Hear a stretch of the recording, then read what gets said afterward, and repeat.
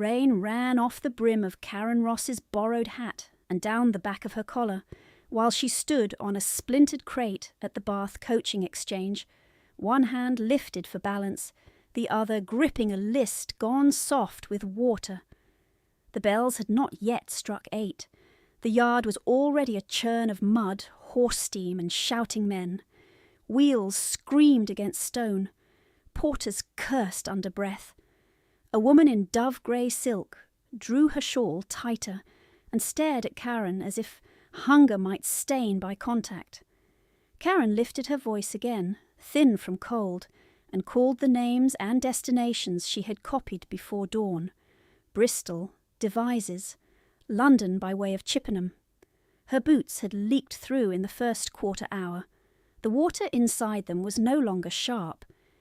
It had gone numb, as if her feet had been replaced by woodblocks strapped to her ankles.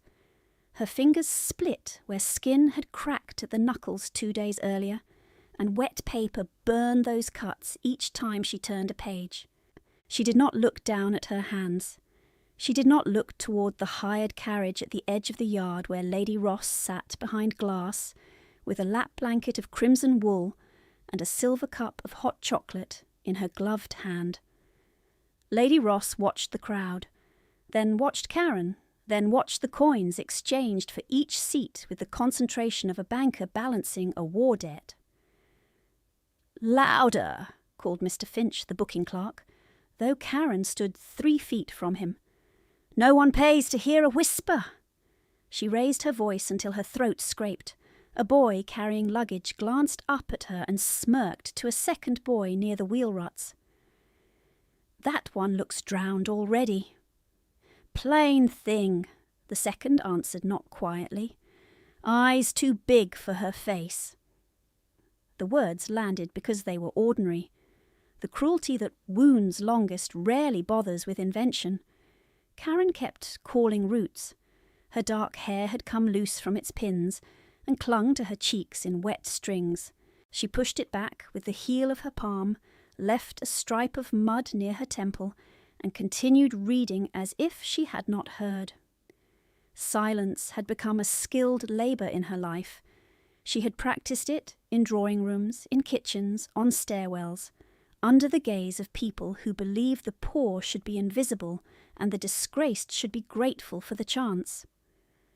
By the time the bell struck 8, she had loaded 3 trunks, fetched 2 valises from a roof rack, counted 12 fares for Mr. Finch, and miscounted none.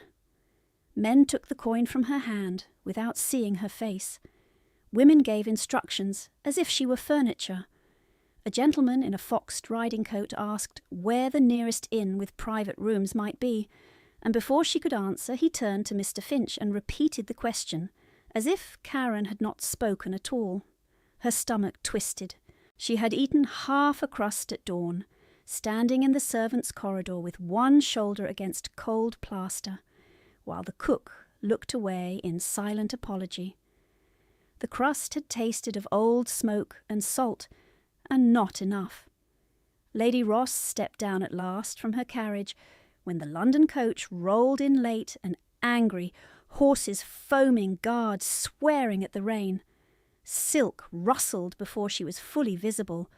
Rosewater reached Karen a moment later, sweet and expensive and out of place in dung and wet straw. Lady Ross wore a mantle lined with fur and a bonnet trimmed in black ribbon that had never known rain. Her daughters, Miss Helena and Miss June, peered from the carriage doorway and laughed behind gloved fingers at something Karen could not hear, then exchanged a look that made clear she was the thing discussed. "Stand straighter," Lady Ross said without greeting. "You look as if you have been dragged from a ditch." Karen stepped from the crate. Her knees had begun to shake from holding still so long. "Yes, Lady Ross." Not yes, yes, ma'am, when spoken to in public. "Yes, ma'am." Lady Ross's gaze travelled over Karen's cloak, the one with the torn hem turned inward to hide the fray. "Where is the blue ribbon that was on that hat? It was lost in the wind yesterday." Then you ought to have found it. Karen lowered her eyes. She had searched in rain and dark beside the stable wall until her fingers were too stiff to close. She did not say so. Explanation had never brought mercy in that house, only sharper correction for presumption. Two travellers close enough to hear looked from Lady Ross to Karen and away again. The practised glance of people measuring a household's hierarchy and deciding where not to interfere. That glance had become familiar since her father's death. Compassion asked a price. Most would not pay it. 2 winters earlier, when fever took Edmund Ross in 6 nights, the ledger room still smelled of ink and sealing wax and cedar shavings from his desk. Karen had sat by his bed with vinegar cloths and read him shipping notices when pain let him listen. He had taught her numbers before he taught her French. He had said accounts told the truth men hid from each other. After his burial, men from the bank took boxes of papers by legal order, then came for furniture marked against debts she had never known existed. The blue room where she had slept as a child was given to Helena's gowns. Karen was moved to the attic under the east eaves, where rain found the same crack each storm and dripped into a pan beside her bed. Her mother's portrait, a small oval in gilt, vanished from the hall within a week. Lady Ross said economies were necessary. She said grief was not an excuse for disorder. Lady Ross said the house could not support idle sentiment. Karen had ceased correcting one detail after the first month. Lady Ross was not her mother by blood. The marriage had been convenience and appearance. Yet the world had no appetite for such distinctions once money thinned. A stepdaughter with no dowry became simply a burden with manners. She learned the new arithmetic of survival. Bread crusts in the kitchen before dawn, mending by candle stub, carrying coal scuttles when the maid dismissed for theft was not replaced, copying bills at night because Lady Ross discovered her hand was neat and fast and easier to command than paying a clerk, polishing silver until she saw her own face bent and pale in every spoon bowl, standing behind chairs at dinners where her name was spoken as if she were a cautionary tale. "Poor Miss Ross," a lady had once murmured to another within earshot, brought low by her father's follies. Karen had kept pouring claret, wrist steady, throat tight enough to ache. Now, in the coaching yard, Lady Ross held out her hand. Karen placed the fare pouch into it. Lady Ross did not thank her. She opened the pouch, counted each shilling, each sixpence, each copper with the unhurried precision of a magistrate reciting sentence, then tied the strings and gave the bag to her own footman. "3 short," Lady Ross said. Karen looked up despite herself. "No, ma'am, Mr. Finch took 3 for stable charges before—" Lady Ross's eyes sharpened. "Are you correcting me?" Karen tasted iron where she had bitten the inside of her cheek. "No, ma'am." "Good, you remember your place, then." Mr. Finch shifted behind his ledger, gaze fixed resolutely on ink. He had taken the coins. He said nothing. Men who depended on aristocratic patronage did not involve themselves in household quarrels, particularly when those quarrels entertained the waiting crowd. Lady Ross reached into her reticule and withdrew a sealed packet bound with dark thread. Wax held an impression Karen did not recognise, a crest pressed deep and hard enough to crack at one edge. Rain dotted the surface and beaded there like small glass beads. "You will carry this to Ravenshade House," Lady Ross said, "to His Grace's steward, into his hand, no one else." Karen stared at the packet. Ravenshade lay miles from Bath, past the London road turn and farther than any errand she had ever been given on foot in weather like this. "Ma'am, the fare for the day coach." The gloved blow came so swiftly she heard it before she felt it.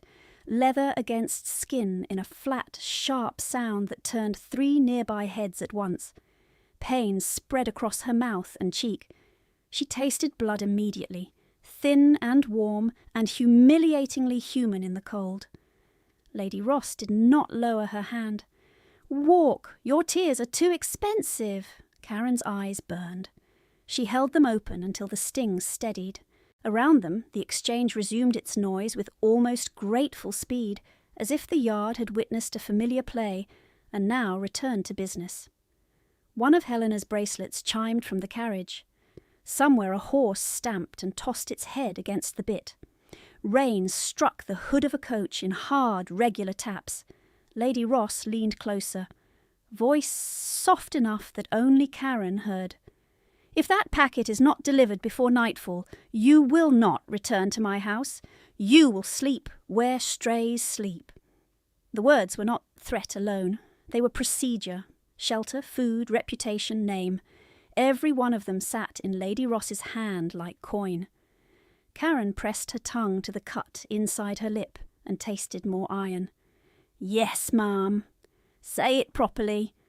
"Yes, Lady Ross." Lady Ross stepped back. "Go." Karen tucked the packet inside her bodice, where rain could not dissolve the seal at once. She pulled her cloak tighter, though the wool was already heavy with water. She did not ask again for fare. She did not ask for a horse. She stepped away from the carriage and into the road that led toward London, toward Ravenshade's iron gates somewhere beyond the low hills and wet hedgerows. At the yard entrance she paused only long enough to adjust her grip on the list she no longer needed, then folded it and slipped it into her pocket. Habit, record, proof. Her father's lessons persisted in small motions, even when the world offered no reward for accuracy. Behind her, bells rang, the quarter hour. Ahead, the road ran brown and shining under the rain, and each step drove cold water up through the torn seams of her boots until her toes vanished again into numbness. She did not cry. She walked. She walked, and the road answered with cold. Mud sucked at her boots and released them with wet sounds that matched the pulse in her split lip. Rain fell in fine, hard threads now, no longer a downpour, only a steady punishment that slipped under her collar and down her spine. She kept one hand pressed lightly to her bodice to feel the shape of the sealed packet through soaked wool. If the wax broke, Lady Ross would call it sabotage. If the paper blurred, Lady Ross would call it theft. If Karen stumbled and lost it in a rut, she would not be allowed through the servants' door again. A farm cart rolled past and splashed her skirts to the knee. The driver did not slow. He glanced once, saw a wet girl walking alone, and looked ahead. By the time the church clock at Weston struck 9 behind her, the numbness in her feet had given way to pain so sharp she could count each toe with every step. That was the hour her father had once called ledger hour, when figures settled and truth could be read before the day's noise muddied it. She saw him as he had been before fever hollowed his cheeks, sleeves rolled, ink on his thumb, spectacles sliding down his nose, smiling when she solved a column faster than his junior clerk. "Again," he had said, tapping the page, "never trust a sum that has not survived a second look." She had been 14, proud enough to glow. Then fever came in January wind, and 6 nights altered the shape of every room she knew. On the 3rd night he had gripped her wrist with a hand already too hot and whispered, "You keep the books if I do not rise tomorrow." She had answered, "You will rise, Papa," because daughters are trained in hope long after evidence turns. He had not risen. The undertaker came. The bank's men came. Men with courteous mouths and narrow eyes removed account chests, while she stood in the passage and held the banister so hard her palm bruised. "Procedural seizure," one had said when she asked what remained. "Regrettable." Regrettable had been the word for her mother's pearl comb sold with the sideboard. for the piano closed and carried out by two sweating strangers, for the way condolences stopped after 10 days, while invoices multiplied.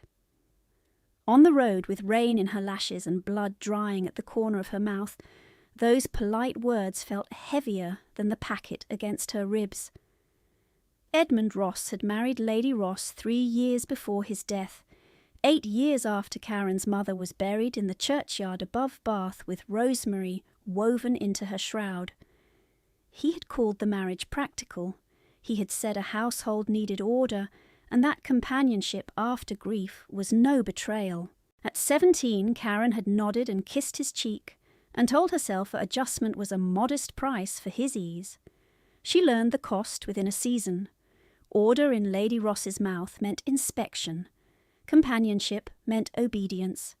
Practical meant that every object in the house could be reassigned by whim and defended as necessity. The blue room was first. Helena wanted morning light for dressing, and Lady Ross stood in the doorway while 2 maids lifted Karen's trunk. "You are no longer a child," she said, as if exile were instruction. The attic roof leaked the next storm. June laughed when a drip struck Karen's blanket and said she ought to sleep with an umbrella. Their laughter had a silver sound, trained and pretty and never raised enough to be called vulgar. It cut deeper than shouting because it left no scene to witness. After that came the little thefts that were not little. Her mother's shawl appeared on Helena's shoulders. Her writing desk was moved to June's sitting room because Karen had no callers to justify furniture. Her winter cloak was altered for a cousin and returned to Karen in spring with the lining removed.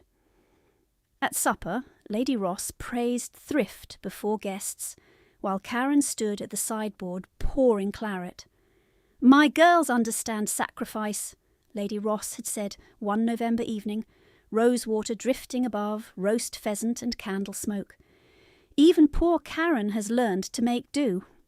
A baronet's wife had turned and smiled at Karen as one might smile at a reformed animal. "How fortunate," she said. Karen had bowed her head because her father's solicitor still visited once a month and still spoke to Lady Ross as guardian and household authority, and one wrong word from Karen could become evidence of instability faster than truth could run. In private, Lady Ross corrected with a gloved hand or a pinched arm just above the sleeve seam where bruises hid. In public, she corrected with language polished enough to pass for concern. "Do not hover. Do not eat before guests. Do not speak unless spoken to. Do not display that hungry look." The commands became weather inside the house, constant and unanswerable.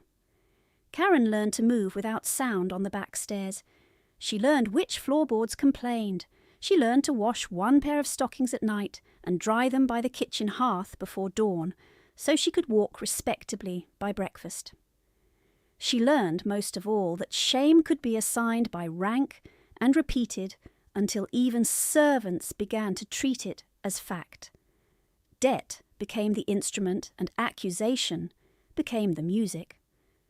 Lady Ross discovered, in the first spring after Edmund's burial, that Karen's hand copied columns cleanly, and from then forward the candles in the attic burned long after midnight, while the rest of the house slept.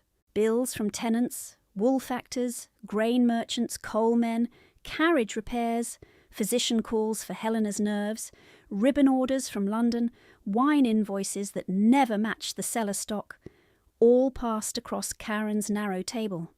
"You will copy exactly," Lady Ross would say, placing a stack beside her elbow. "No flourishes, no opinions." Karen copied. She totalled. She corrected arithmetic errors silently and wrote the true figures in a private memorandum folded into the hem of an old petticoat, because her father had taught her that records were shelter when memory failed and voices lied. Once, when she was foolish enough to ask why 3 tenant payments were entered twice under household maintenance, Lady Ross's mouth thinned. "You mistake diligence for authority," she said. The next day, Karen's dinner was withheld. The day after, she was told to scrub silver in the scullery, while Helena and June hosted friends in the drawing room with the pianoforte open, and laughter spilling down the corridor like spilled wine. Yet, when the steward from an adjacent estate praised the neatness of Ross accounts, Lady Ross laid one hand on Karen's shoulder before him and said, "She is useful when directed." Useful, the word fixed itself under Karen's skin. Not daughter, not Miss Ross, except when ceremony required a title for appearances. Useful, like the lockbox key, like the coal shovel, like a pen that could be sharpened and worn down and replaced. Still she worked, because numbers were one place where cruelty could be measured, and measured things could one day be named. Her fingers cramped in winter. Ink cracked at the lip of the bottle. She warmed it between her palms and kept writing. In August of last year, she found a transfer order drafted in her own name, authorising movement of rents to a private account she had never seen. The signature looked like hers from 10 feet away and false from 2 inches. She copied the order in full at midnight, heart beat loud enough to shake her pen, and hid the memorandum with her other pages. No one saw, or so she believed. On the road now, the packet under her bodice felt less like an errand and more like a blade carried hilt first. She did not know what seal Lady Ross had pressed. She knew only this. When lies were put to paper, they needed a hand to bear them. Lady Ross had chosen hers again. By noon the rain thinned to mist, then gathered once more as she reached the long rise where Bath fell behind, and the Ravenshade lands began in earnest, stone walls running like grey ribs beside winter fields. Her shoulders ached from holding tension against cold. The welt on her cheek warmed and cooled in waves. At a toll gate, a keeper in a patched coat held up his hand and looked her over from hat brim to hem. "Fee," he said. She told him she walked on household business and had no coin. He shrugged without malice. "Then wait for someone to pay passage." A gentleman on horseback approached from the Bath side, saw her waiting, and tossed the keeper a penny without dismounting. "For the girl," he said. He did not look at her face. Karen murmured thanks. He rode on. Charity given without witness felt almost like insult, almost like mercy. She had no strength left to separate them. Past the gate she crossed a narrow bridge where water ran black under alder roots, and paused with both hands on the stone parapet, not to rest, only to steady breath enough that the stitch in her side eased. She could hear her father's voice again, not as memory this time, but as discipline. Check facts, hold line, carry proof. She straightened and kept moving. Mid-afternoon brought carts bound for market, 2 schoolboys with satchels who stared and whispered, and an old woman selling hot chestnuts from a brazier at a crossroads shrine. The smell of smoke and salt made Karen's stomach twist so hard she had to grip her cloak clasp. The woman watched her, then held out 1 chestnut wrapped in paper. "Take it," she said. Karen hesitated. "I cannot pay." "I did not ask." Karen took it, burned her fingers on the shell, swallowed the nut in 2 bites, and felt heat travel down into the hollow under her ribs, where hunger had lived for months. "God keep you," the woman said, already turning to her next customer. Toward evening the sky lowered again, purple over the distant line of trees, and a signpost finally appeared with worn paint, pointing toward Ravenshade House. Karen stopped only once more to retie her bootlace, with hands gone clumsy from cold. She touched the packet again. Intact. Dry enough. "Deliver before nightfall," Lady Ross had said, "or sleep with strays." Karen had slept in colder places than Lady Ross imagined, But she understood the true threat was not a night outdoors. It was erasure. No room, no reference, no lawful name in any decent mouth. She lifted her chin against the wind and walked the final mile toward iron gates she had never seen, carrying on her body every small theft, every corrected ledger, every command swallowed whole, every lesson her father had given her, when he still believed truth and arithmetic could defend his child. The road bent through a stand of bare ash trees and released her into a wide gravel sweep before iron gates tall as a chapel door, their black bars crowned with spear points that caught the last light and held it like cold fire. Beyond them, Ravenshade House rose out of dusk in long grey plains of stone, too large, too still, its windows already lit in ordered rows. To the left of the gates sat a posting inn with a sloped roof and smoke pressing low from its chimneys. Stable boys moved between yard and lantern posts, carrying tack, heads down against the rain that had started again as a fine needling sheet. Karen slowed only to drag one wet sleeve across her mouth where the cut had opened afresh. Her boots slipped once on the packed gravel. She righted herself and crossed toward the inn arch where the coach traffic passed. A carriage came through at speed, 4 dark bays lathered and blowing hard, harness rings striking in bright, frantic rhythm. Someone shouted from the box. Another voice answered from the gatehouse. Then the near horse shied at a dropped lantern, swerved sideways, and slammed trace and wheel against the post. The sound was wood cracking and metal shrieking together. A child's cry cut through it, short and stunned. Karen saw a small body pitched from the carriage step, coat flaring, then striking the gravel near the front wheel as the team reared. Men ran.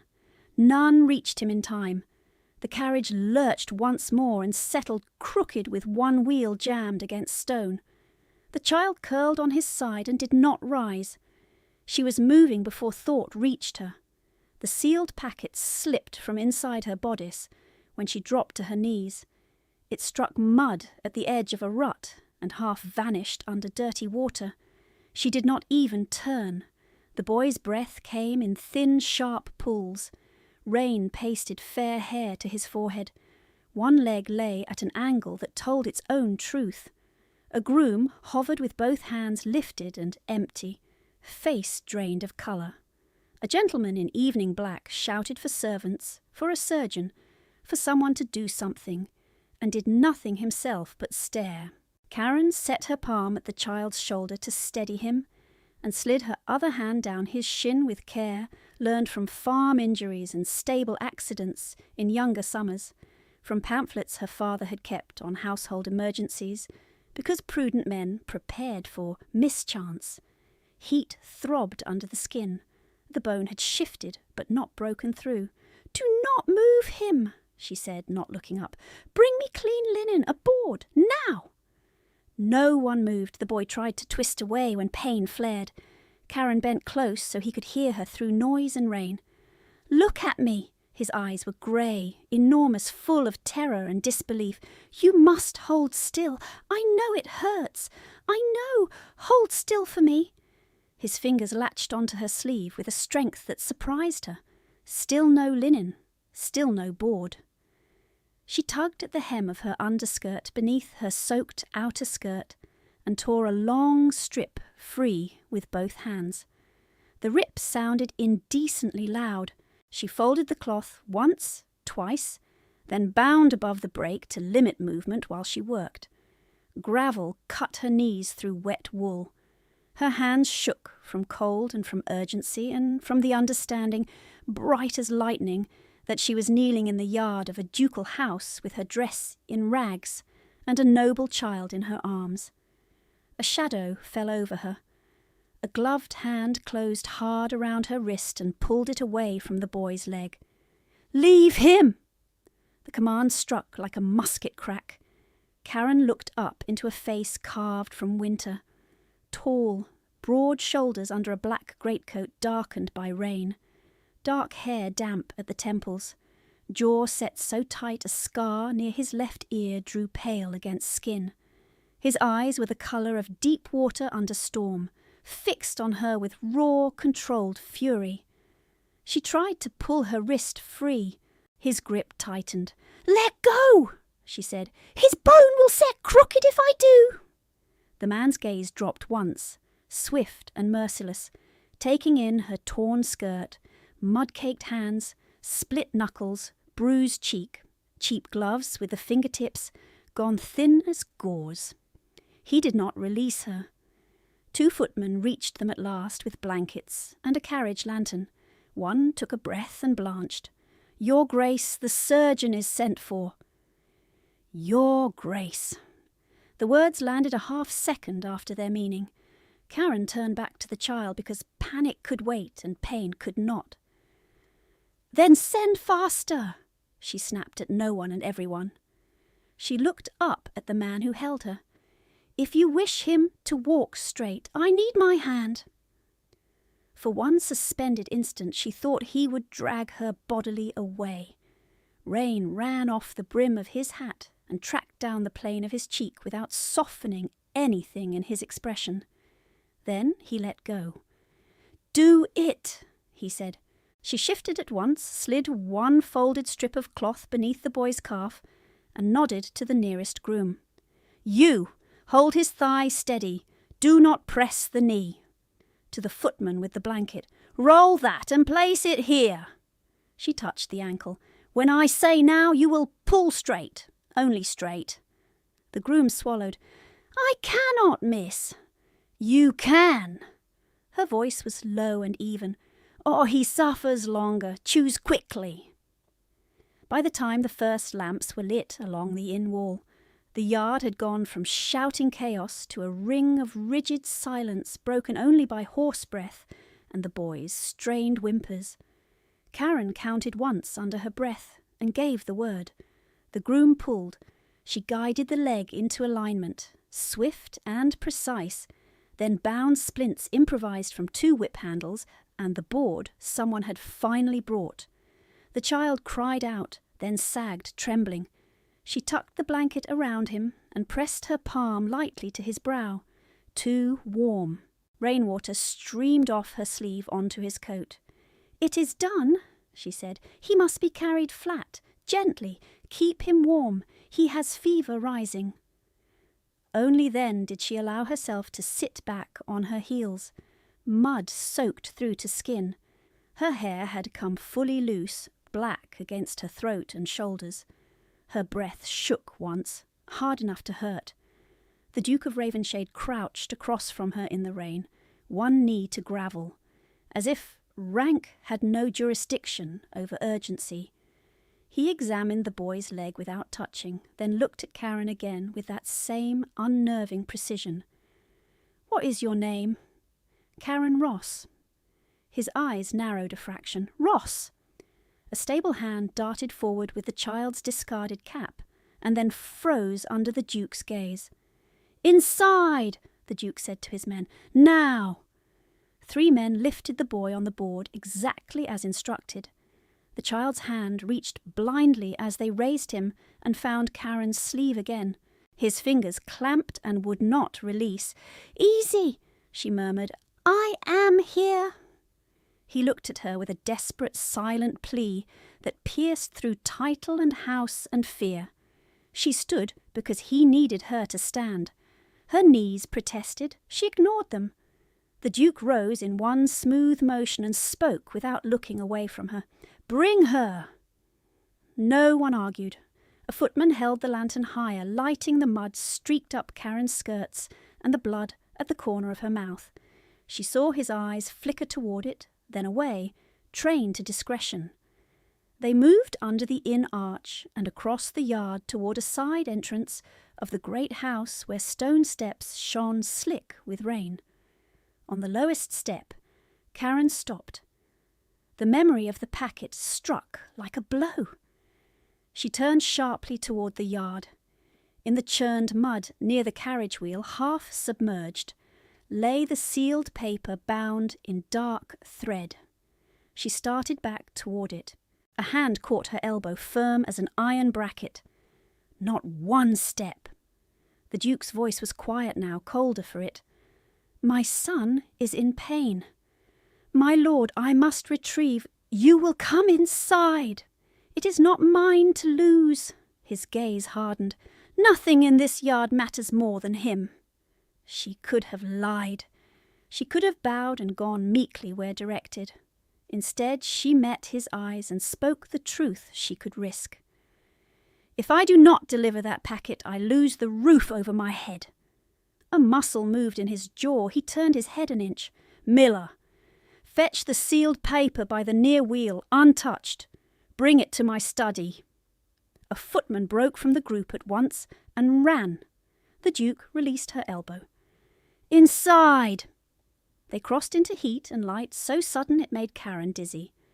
The entrance hall rose 2 stories, all carved oak and stone flags, portraits watching from gilt frames. Candle sconces burned clean along both walls. Her wet boots left dark prints on polished floor. 2 maids in crisp aprons stared as the procession rushed past. Men carrying the child, the Duke at their shoulder, and between them a soaked young woman with torn hem and hands stained brown from mud and old blood. The nursery door stood open at the end of a long corridor. A nursemaid waited there, white-faced, wringing her apron. Master Thomas, he fell, the Duke said. Get blankets, hot water. Where is Harland? On his way, Your Grace. They laid the boy on a narrow bed. He clenched his jaw but made no sound. The silence from him was heavier than any cry. Karen moved to the bedside by instinct, checking the binding once more, adjusting the splint as gently as she could. She began to hum under breath, a low sea ballad tune her father had favoured when ledgers ran late and storms beat at shutters. Rhythm more than melody, steady as oars. The child's breathing eased by a fraction. She did not realise the Duke had followed until his shadow filled the threshold. He stood motionless, one hand braced on the doorframe, wet coat still on, water pooling beneath him. He watched Karen's hands, then the boy's face, then Karen again. The household surgeon arrived in a burst of wet wool and leather bag. Karen stepped back at once to give room and gave a concise report. Angle at impact, swelling, alignment, fever. Harland glanced at her, once in surprise, then examined the leg and nodded with professional reluctance that bordered on respect. Well set, he said. Who did this? The nursemaid looked from Karen to the Duke and said nothing. See to him, the Duke answered. Harland bent to his work.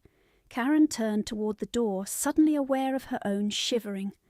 The borrowed hat was gone. Her hair clung to her neck. Mud dried in streaks on her wrists. She took one step into the corridor and stopped because the Duke was there, close enough that she could feel cold radiating from his wet coat, and another heat beneath it, contained and dangerous. His eyes dropped once more to her face. Who struck you?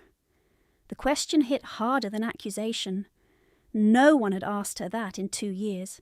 No one had named the mark. She held his gaze and chose caution. I fell on the road. Liar! The word was soft and sharp.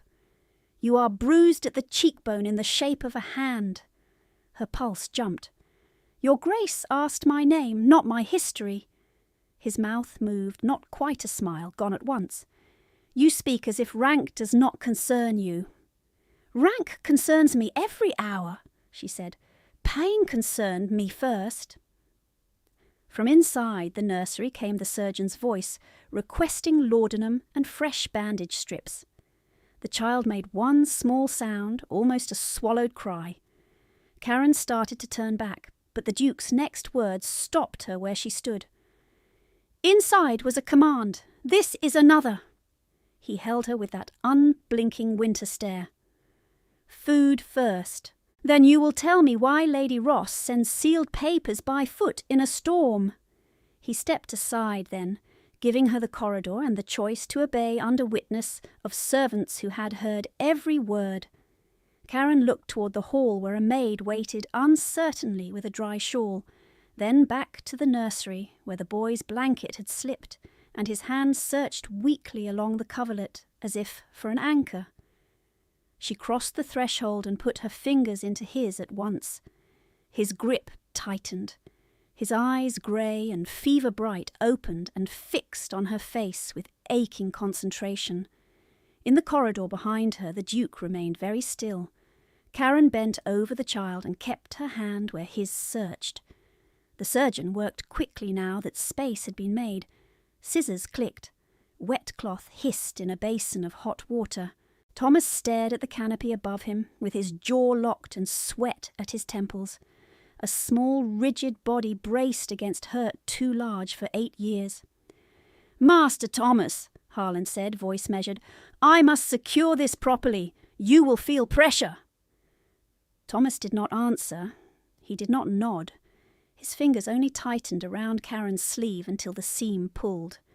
Karen leaned close enough that her hair brushed his blanket. "Listen to me. You remember the tune from the yard."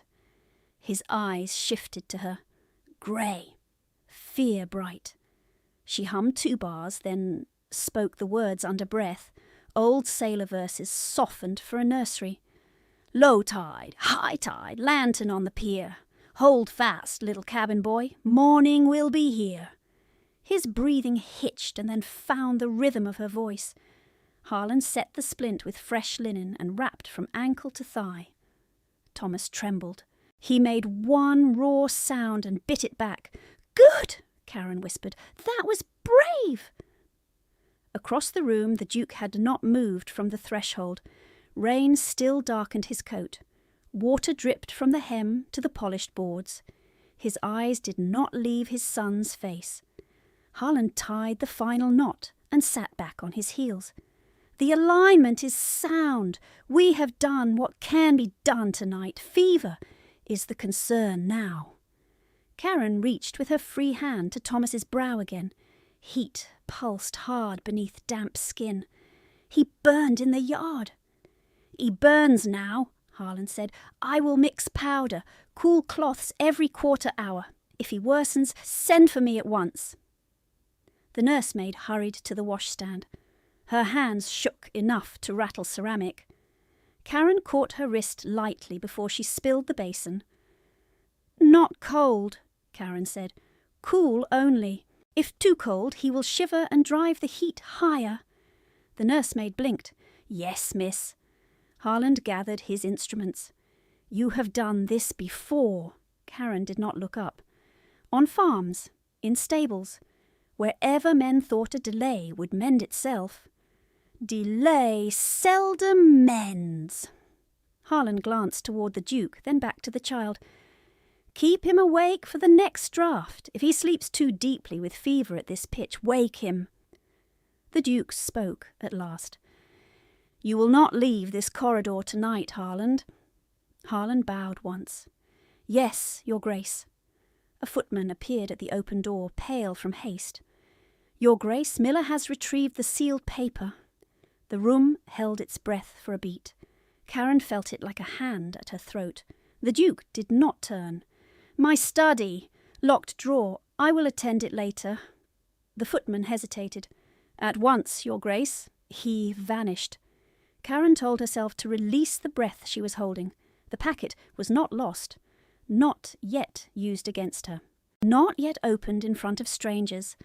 Small mercy, but real. Thomas shifted and winced. She gave him her full attention again. "Do not fight the blanket. You must keep warm on the outside while we draw the fever down." His lips parted as if words might come. Nothing did. He looked past her shoulder towards the doorway where his father stood, then shut his eyes tight and turned his face to Karen's sleeve. That movement hurt more than any shout could have done. She felt the Duke register it in silence. The nursemaid returned with cloths and hovered. "Miss, should we send for broth?" "Yes," Karen said. "Thin broth, salted, little at a time." The Duke cut across gently but without softness. She was ordered to eat. Karen kept her gaze on Thomas. When his fever drops a degree. That is not your decision. She met his eyes then. Storm water and iron. Your son is gripping me as if I am a railing in rough. I will not pry his hand loose to satisfy propriety. Something flashed across his face and was gone. Not anger, not assent. Something harder to name. Mrs. Talbot, he said to the nursemaid, bring food to this room. The nursemaid looked relieved to be told plainly. Yes, Your Grace. He stepped inside at last, no longer a figure carved into the doorway, but a man carrying rein and command into close air. He halted at the bed's foot. Thomas's gaze flickered toward him, and away. The Duke's voice lowered. Thomas! No answer. A muscle moved in his jaw. He did not repeat the name.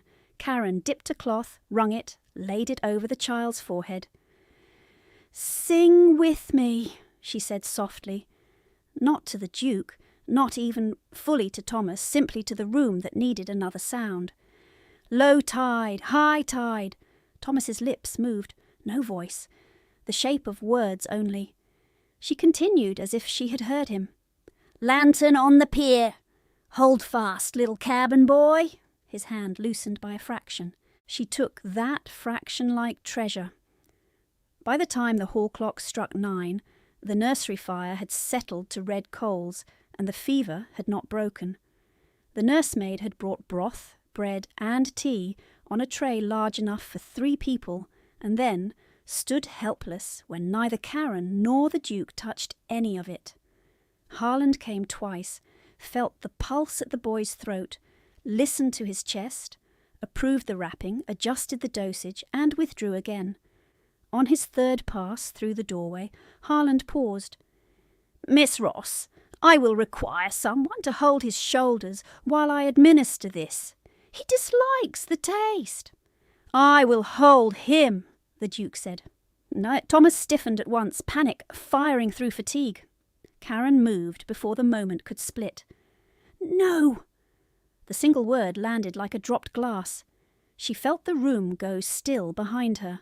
She stood and crossed to the cabinet, where the nursery kept honey and spoons. With respect, Your Grace, he fears force more than medicine. Harland frowned. The dose must be taken now.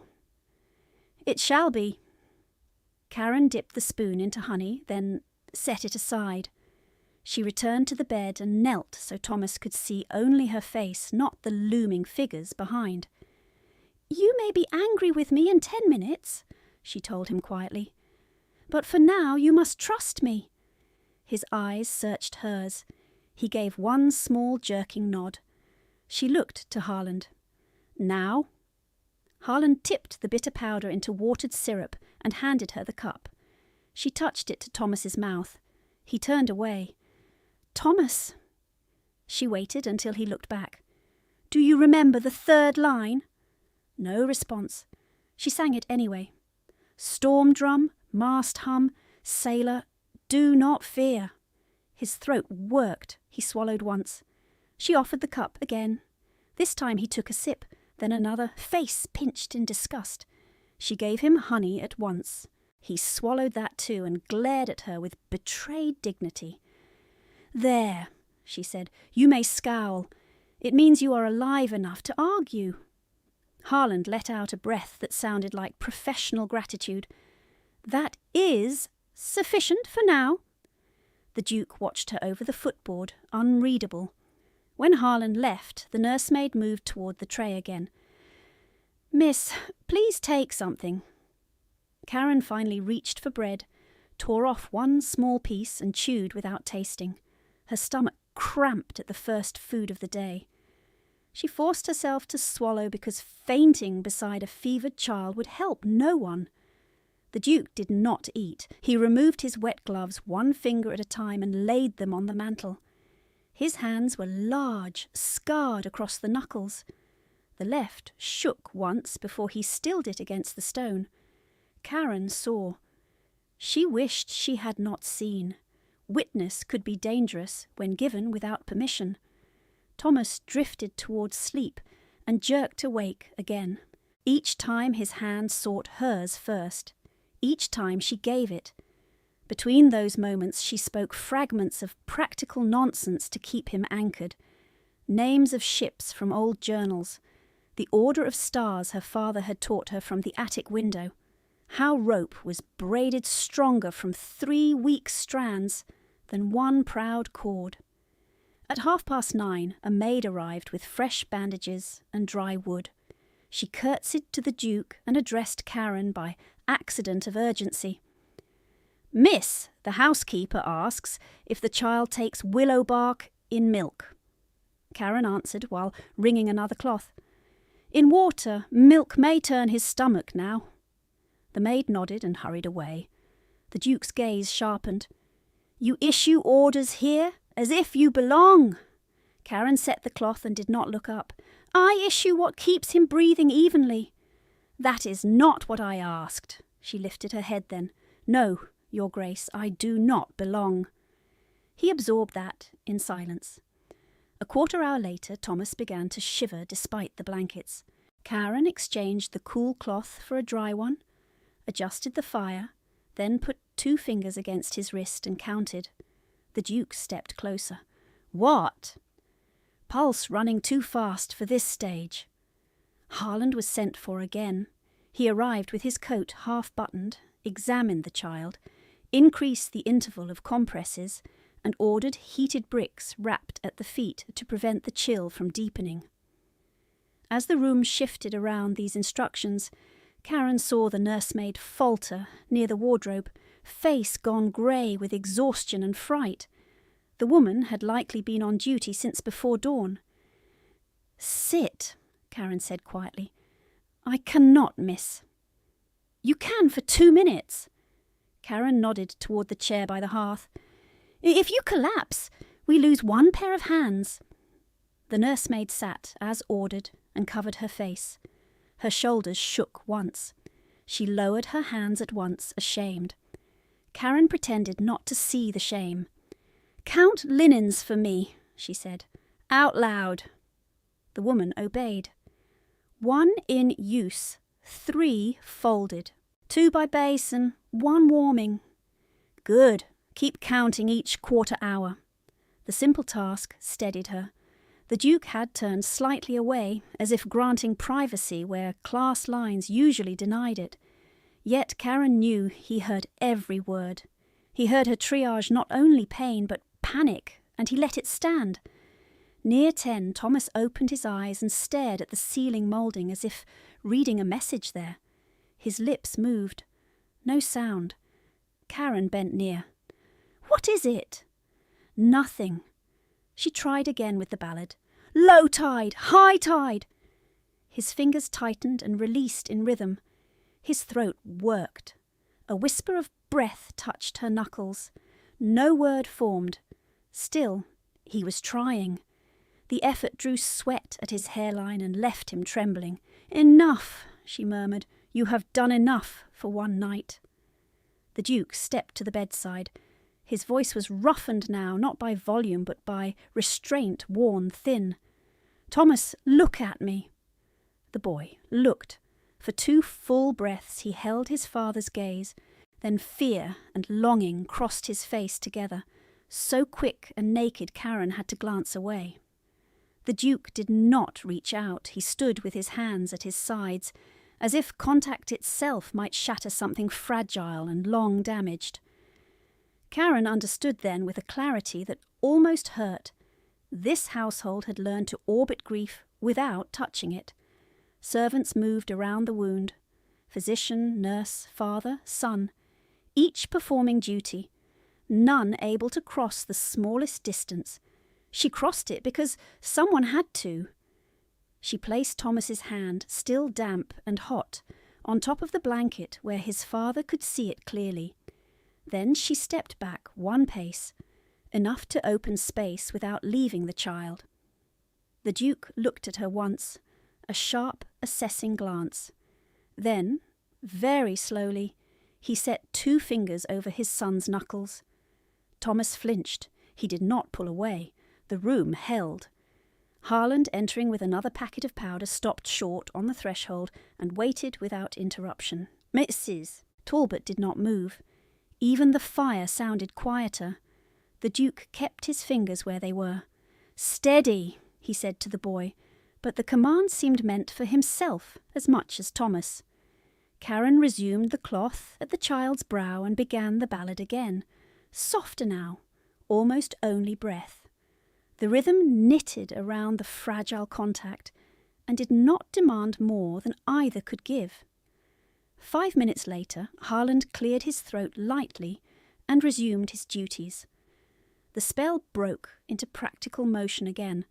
Dose measured, cloth changed, pulse counted. But something in the room had shifted from brittle to merely strained, and that difference was the width of survival. When the next tray arrived, Karen took the cup of tea and held it between both hands for warmth. She drank 3 swallows and set it down.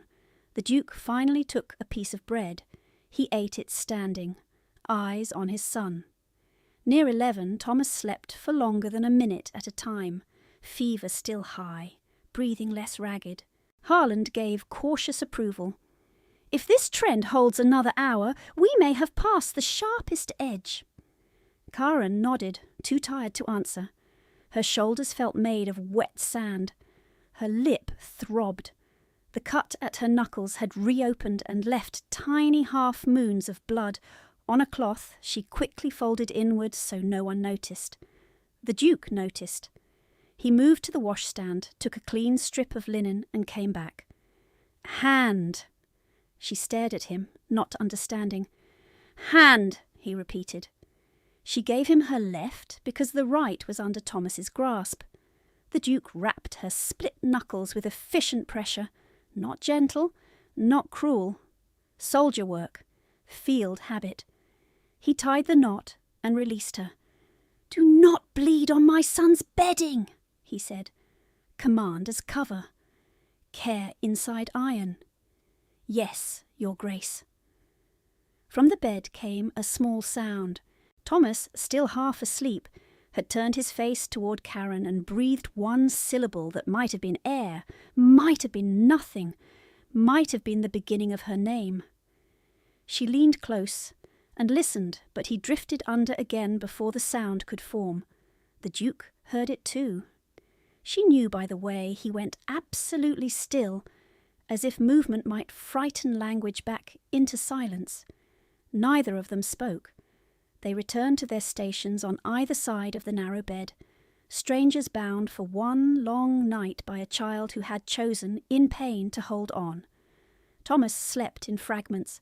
2 minutes, 4. Then a hard shiver through his narrow frame that dragged him half awake. Each time Karen changed the cloth at his brow, counted his pulse, and murmured the ballad under her breath until his fingers loosened again around the blanket. The Duke did not sit. He stood at the bed rail as if posture alone could keep the fever from climbing. Coat removed now. Shirt sleeves dark at the forearms where rain had soaked through. Candlelight sharpened the planes of his face into stone and shadow. Mrs. Talbot rose and fell with her own fatigue in the chair by the hearth, then caught herself and stood whenever Harland entered, ashamed to be seen resting. Harland pretended not to notice. He measured powders. He checked the splint. He listened to breathing and gave no comfort he could not defend with fact. The nursery smelled of vinegar water, singed linen, wet wool, and the faint sweetness of honey left on the rim of a spoon. Outside, wind brushed branches against the window glass in dry, irregular taps. When the clock in the west corridor struck midnight, Harland pressed 2 fingers to Thomas's throat and nodded once. "Lower than before," he said. "Not safe, yet better." Karen closed her eyes for one breath. Better was enough to keep moving. Harland straightened and addressed the Duke. "He may hold this course if we keep him quiet and warm.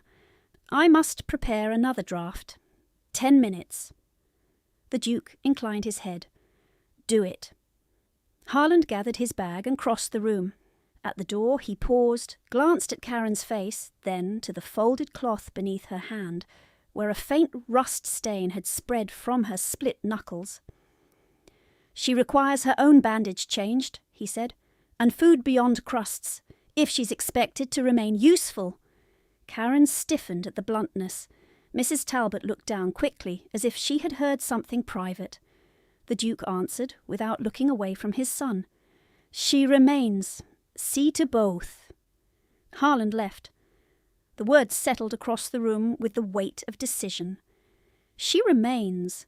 Not if she wished. Not if it pleased Lady Ross. Not until morning.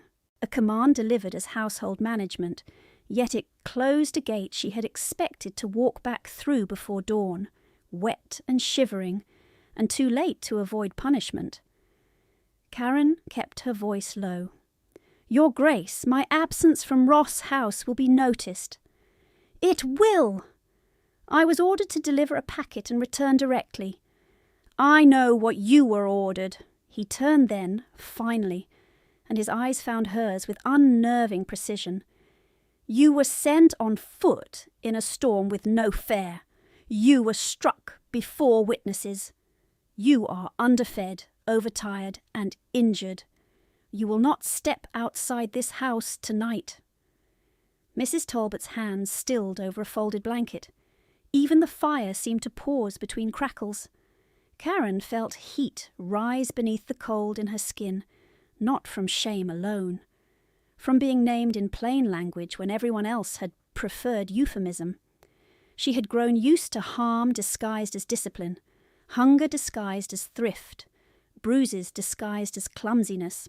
His words stripped the disguises and laid the facts bare before servants who had watched and said nothing because rank demanded silence. My lord, she said carefully, you do not know the consequences. I know enough. You do not know Lady Ross. A muscle shifted near his scar. I know Lady Ross by correspondence, by unpaid obligations, and by the quality of lies men send when they believe paper outranks scrutiny. I know her better than you think. The room narrowed to the space between them. Karen became acutely aware of the mud dried in seams of her skirt, of her hair still loose down her back, of Thomas's hand resting only inches from her wrist. She lowered her voice further. If I fail to return, she may dismiss me outright. Then she dismisses you from a threshold she no longer controls. The sentence struck clean and cold, and she could not answer it at once. No one had ever spoken of Lady Ross as if her authority had limits. The Duke looked toward Talbot. Bring Miss Ross broth in a proper bowl and fresh tea. Send for Mrs. Davies to prepare a chamber near the nursery. Karen turned sharply. No, I cannot take a lady's chamber. His gaze came back to her. You are not being offered one. The edge in his voice warned against argument, but she had already crossed too many lines tonight to retreat from this one. I did not mean... I know what you meant. He took one step closer, not enough to crowd her, enough to make refusal feel perilous. You will have a room with a lock. You will eat. You will sleep when Harland releases you.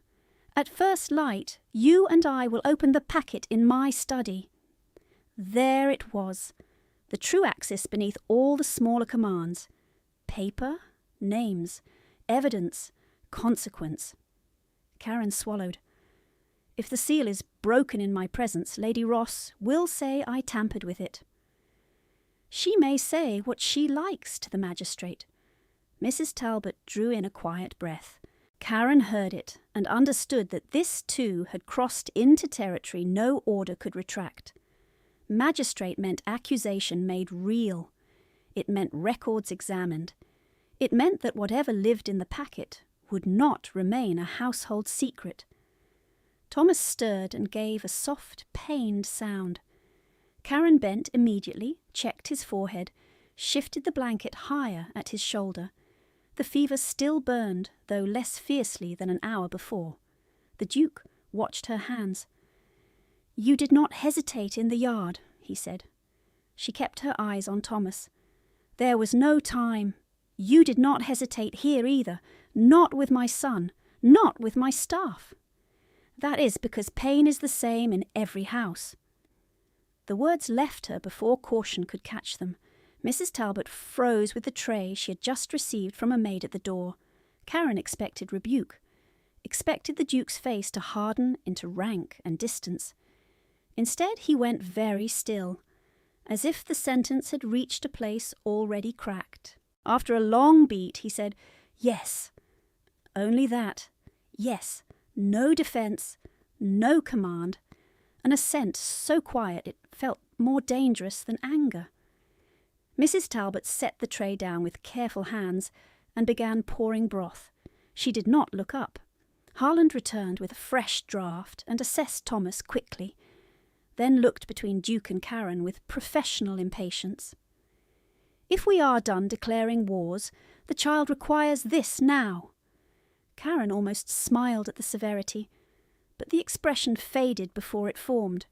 She lifted Thomas gently, braced him against her shoulder, and coaxed the medicine past clenched teeth with honey and patient insistence.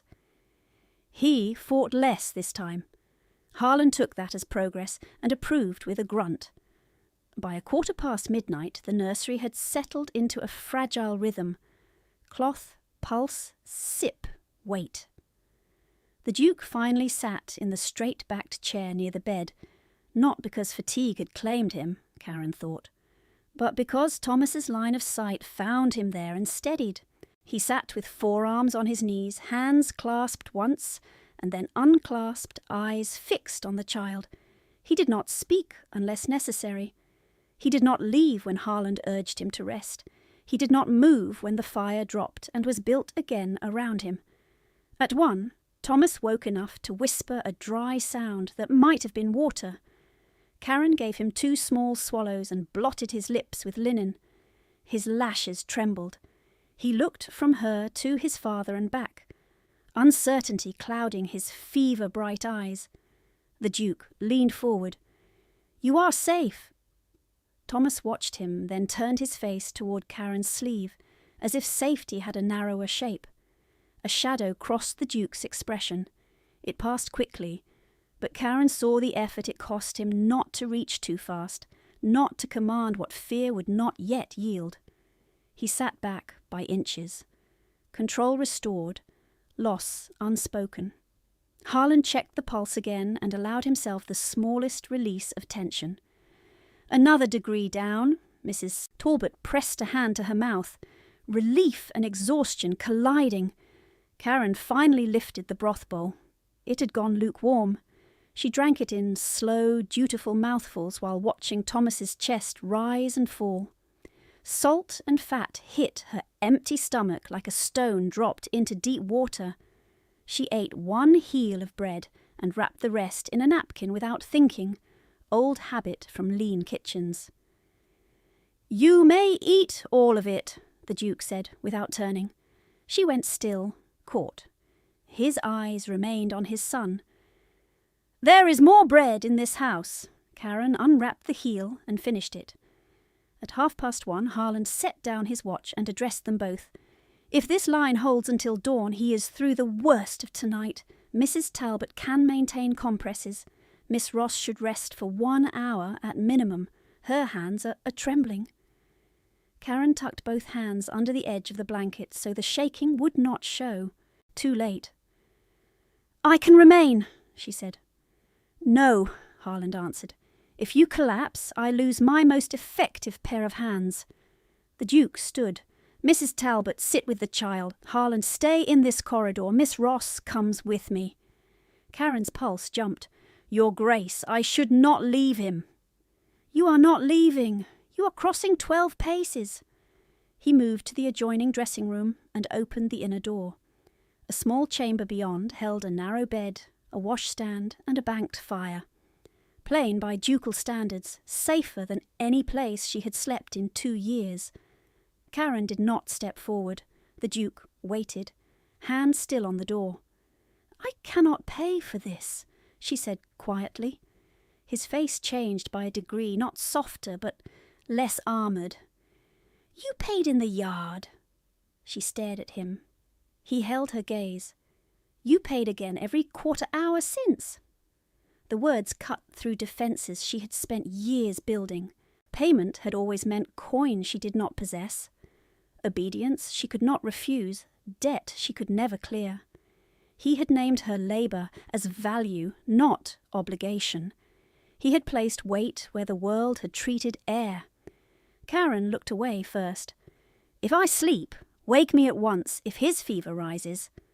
"You will be woken!" She took one step toward the threshold, then stopped again as another fear surfaced, old and practical. "My papers," she said. "The packet. If it is altered before morning, I cannot prove anything." The Duke's jaw tightened, then eased. "Come." He led her back through the nursery corridor, past 2 footmen posted by his order, and into the study at the corridor's end. He unlocked the top drawer of a walnut desk with a key from his waistcoat, and withdrew the sealed packet wrapped now in clean cloth. Mud had dried along one corner. The wax crest remained intact, crack and all. He set it on the blotter between them, but did not break it. "Look," he said. She leaned close enough to confirm thread position, wax impression, water stain marks exactly as she had seen in the yard. "Is this unchanged?" he asked. "Yes." He wrapped it again and returned it to the drawer, then placed the key in her palm and closed her fingers over it. Karen jerked as if burned. "I cannot hold your key." "You can until dawn."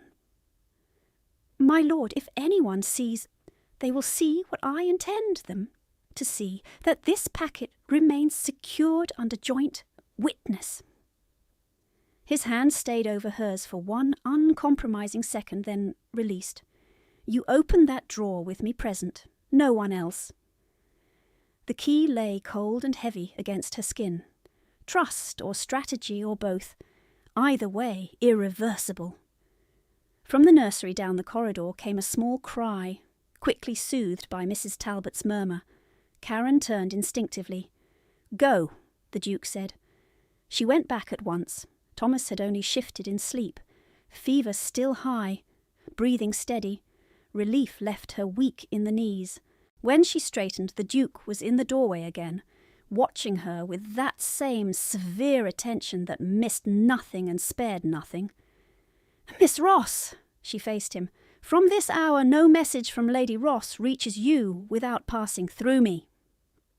The command was absolute, protection in the language of control, perhaps the only language he trusted. It crossed legal and social lines in a single stroke. If she accepted, she stepped out of the old hierarchy and into another one whose terms she did not yet understand. If she refused, she returned to a house where hunger had an account book and blows wore gloves. Karen closed her fingers around the key hidden in her sleeve and felt, for the first time in years, the shape of a choice that was not merely survival. "Yes, Your Grace," she said, and the answer carried farther than obedience. He inclined his head once and returned to the chair by his son's bed. Karen took her place on the opposite side, the key hidden in her sleeve, pressing against her wrist each time she changed a cloth. No one spoke for several minutes. Firelight moved over the nursery walls. Thomas slept, woke, and slept again, the fever line rising and falling under his skin, like weather over open water. By 3 a.m, the wind had dropped outside and the house had gone so quiet she could hear the long clock in the west hall mark each quarter hour like measured breath. Harland entered twice, approved the pulse with guarded caution, and finally allowed Mrs. Talbot to rest in the adjoining room for 1 hour while he took her place at the basin. The Duke did not leave. He sat forward, elbows on knees, eyes fixed on the child, still wearing the same shirt darkened at the cuffs, the same expression carved from restraint.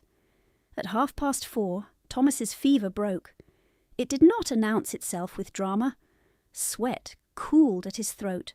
His breathing steadied into a deeper rhythm. When Karen touched his brow, the heat was no longer fierce. Harland checked again, then once more, then looked up at the Duke and gave a single nod that seemed to cost him his practised reserve. "He is out of immediate danger," Harland said. "He must be watched, but the edge has passed."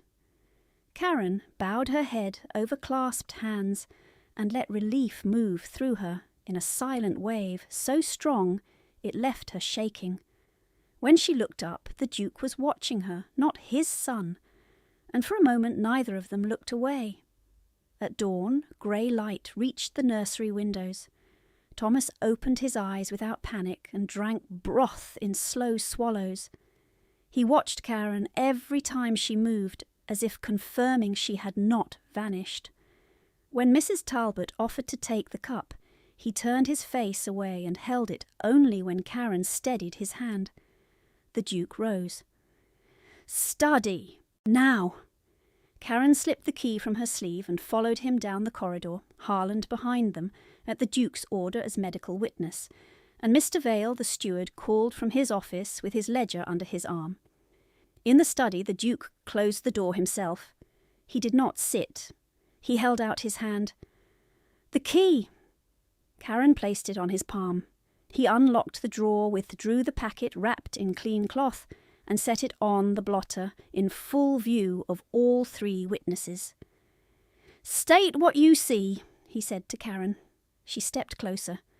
Dark thread intact. Wax cracked at the upper edge before retrieval. Water stain on left corner. No new break. Mr. Vale nodded and repeated each detail for the record. Harland signed the note without comment. The Duke broke the seal. Inside were 3 folded orders, 1 bank instruction, and a covering letter in Lady Ross's hand, directing Ravenshade's steward to honour immediate transfer of rents from 2 Ross tenant parcels into an account held under Karen Ross's signature. The signature looked clean at distance and wrong at once when seen near. The final stroke on Ross curved backward, a shape Karen had never used. Mr. Vale looked up sharply. "This is fraudulent." Karen's throat tightened. "Yes." The Duke held the bank instruction toward her. "How do you know?" She met his gaze. The choice she had felt in the night stood before her now in daylight. "'Cause I copied the original transfer form months ago when Lady Ross dictated it. She replaced 1 page after I sanded the ink. I kept a memorandum of the first figures." "Where?" Karen bent, lifted her skirt hem and used the small knife Harland offered to open a careful stitch along the inner facing. Folded papers, thin and worn from hiding, slid into her hand. She placed them on the desk, midnight copies in her tight, exact script. Dates, tenant names, amounts entered twice and routed elsewhere. The false order among them, copied line for line the night she had found it. Mr. Vale read in silence, then looked at the Duke with a changed face. "Your Grace, these sums match the discrepancies I reported last quarter from the Ross leases." The Duke's mouth hardened. "Send for the magistrate." Mr. Vale did not hesitate. "He is already waiting in the morning room, Your Grace, by your instruction." Karen turned toward the Duke. He answered the unspoken question without softness. "I expected paper. I did not yet know whose hand had preserved the truth." The magistrate entered with his clerk and examined each sheet at the desk while Karen stood beside Harland, with her hands clasped so tightly her knuckles whitened through fresh bandage. The clerk compared signatures, made notes, requested the packet seal, and asked Karen for a sworn statement. She gave it in a clear voice that wavered only once when she named her father. "Edmund Ross taught me accounts from childhood," she said. "I copied figures under Lady Ross's direction after his death. These memoranda are mine. They are accurate." The magistrate regarded her for a long moment, then signed a preliminary order. "On this evidence, Lady Ross is to surrender control of Ross rental income pending full hearing. Miss Karen Ross is recognised as direct beneficiary under her father's existing settlement terms, subject to verification of these books." He turned to the Duke. "Lady Ross must be informed in person, today." "She is already in the house," the Duke said. "I had her invited on the pretext of concern for my son." The door opened before the magistrate could answer. Rosewater entered first, then Silk. Lady Ross crossed the threshold with Helena and June behind her, both pale with curiosity, sharpened into unease. She stopped at sight of the magistrate, the clerk, and Karen standing at the Duke's right hand. "What is this theatre?" Lady Ross asked. "Karen, come here at once. You have caused quite enough disturbance." Karen did not move. Lady Ross's eyes flashed. "Your Grace, this girl steals paper and invents stories when corrected. I warned you she was unstable." The Duke spoke without raising his voice. "You struck her in public. You starved her. You forged in her name. You will leave this house now." Helena gasped. June gripped her mother's sleeve. Lady Ross laughed once, brittle and disbelieving. "On her word." "On documents," the magistrate said, stepping forward, "and on your own seal." He held up the cracked wax from the packet and the copied orders. Lady Ross's colour changed by degrees. She recovered quickly and pointed at Karen. "She can imitate any hand. I gave her work out of charity." Karen felt the old reflex to lower her eyes. She did not obey it. "I copied your accounts because you ordered me to," she said. "I kept records because my father taught me that numbers survive where voices do not." Lady Ross took one step toward her. A guard moved between them at the Duke's signal. The magistrate read the charge for fraud and assault. Lady Ross protested in a rising stream of polished outrage that thinned into fury when Helena began to cry, and June begged her to stop. No one in the room answered her last accusation. She was escorted from the study with her daughters and her scent of roses, silk whispering over the floorboards as if nothing had changed, though everything had. Mr. Finch from the coaching exchange never appeared to confirm the 3 missing coins. The magistrate noted the discrepancy and marked it unproven. The old wound remained unhealed and named as such. By late morning, Karen stood in the library with a ledger in both hands, its worn leather familiar against her palms. Edmund Ross, 1819, stamped at the spine. Recovered from bank seizure archives by magistrate order and delivered under seal to her care. She traced the faded letters with her thumb until they blurred. The Duke entered and closed the door quietly behind him. Fire burned low in the grate. Dust moved in shafts of pale light. He stopped across from her, not near enough to touch. "The interim order is signed," he said. "Your legal name and income are restored, pending final hearing. Mr. Vale will manage disbursements as you direct." Karen stared at the ledger. "I will not cry before anyone, Your Grace." He pulled out the chair opposite hers and sat. He didn't answer, he didn't leave. Hours passed. Fire settled to embers. A footman came once with candles and withdrew at a glance from the Duke. No one interrupted again. Karen turned pages she could scarcely see, columns of numbers her father had written with his steady hand, annotations in the margin in the shorthand he had taught only her. At first she held herself rigid, back straight, breath shallow, face composed in the old discipline that had kept her intact through rooms that wanted her small. The first tear fell on the word freight. She inhaled sharply, as if she could pull it back. Then another fell, then another, ink darkening under salt water. The ledger slipped from her hands to the desk with a soft, heavy sound.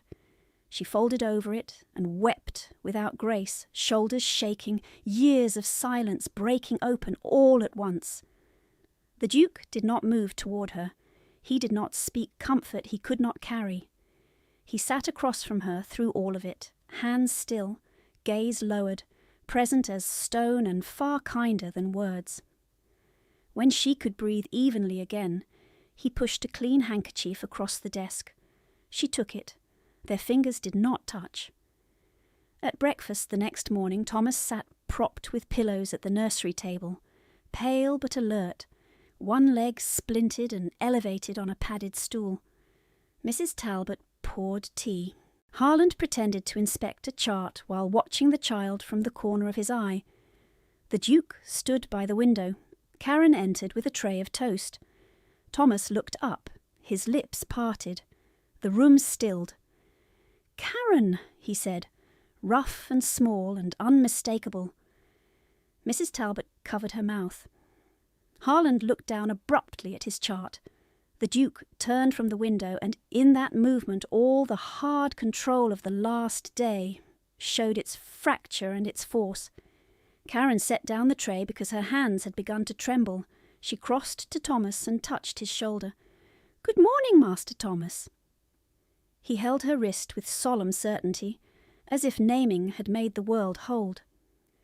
The Duke came to the head of the table and met Karen's eyes over his son's bowed head.